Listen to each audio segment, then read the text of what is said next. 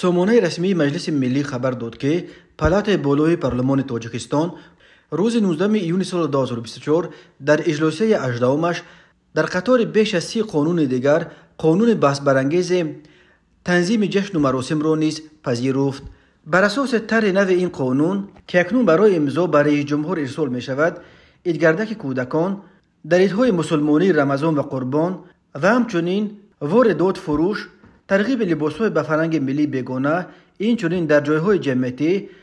پوشیدن چنین لباسها منع کرده می شود. مقامات تاجیکستان زیر عباره لباس به فرهنگ ملی بیگانه حساساً ایجاب را در نظر دارند. به این دلیل بسیاری ها طرح نو قانون تنظیم را همچون قانون منع ایجاب و منع عیدگردک نام دادند. در جامعه امیدوار بودند که بعد واکنش های منفی که قبول این قانون از سوی مجلس نمایندگان و موج نو ریتها به ضد زنان و دختران حجاب‌پوش به بار آورد و تا مقیاس بین المللی کسب کرد، مجلس ملی این قانون جنجال برانگیز را پس می‌گرداند. اما بنا به اطلاع رسمی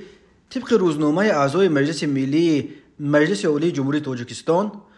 قانون‌های جمهوری تاجیکستان درباره تنظیم و جشن و مراسم در جمهوری تاجیکستان، درباره مسئولیت پدران،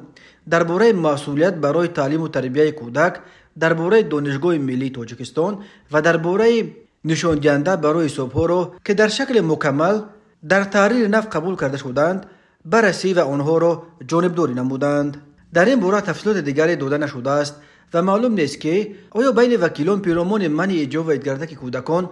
بحث و بررسی یا مبادله افکار صورت گرفته است یا نه. مجلس ملی روز 19 میون همچنین بیش از 30 قانون دیگر از جمله تغییرات به کودکس جنایتی و کودکس حقوق ویرانکنی مأموری، قانون‌ها درباره چراگاه، درباره معارف، درباره پیشگیری زورآوری در عائله، درباره دیگر پرداخت‌های حتمی به بودجه، درباره فعالیت بانک اسلامی، درباره انگشت، درباره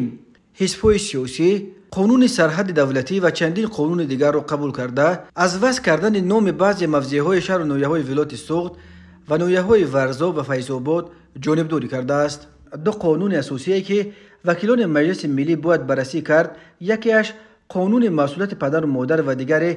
قانون تنظیم و جشن و مراسم بود. اما طرح از همه جنجال برانگیز که وکیلان مجلس ملی بررسی و جانبداری کردند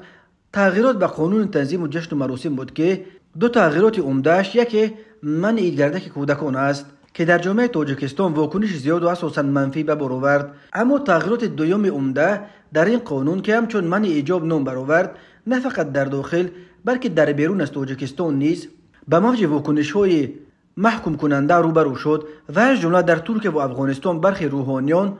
خطبه نماز جمعه را به همین موضوع بخشیده از عملکرد مقامات تاجیکستان به علن تند انتقاد کردند. چندین روحانیان صاحب منبر افغان از جمله احمد فیروز و عبدالقادر حامی در موعظه‌های خود حتی اعلام کردند که اگر حکومت تاجیکستان از منع حجاب دست نبردارد، جهاد علیه آن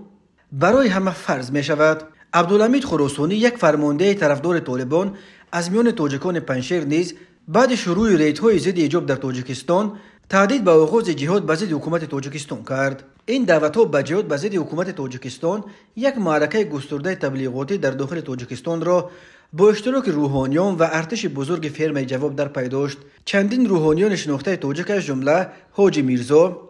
دامولا عبدالرحیم قزاقانی و دامولا صوبت الله در ویدیوهایش با تقریبا عین مضمون حق روحانیان افغان برای دادن فتوای جهاد به ضد حکومت تاجیکستان را به چالش کشیده به مذمت آنها پرداختند که چرا به ضد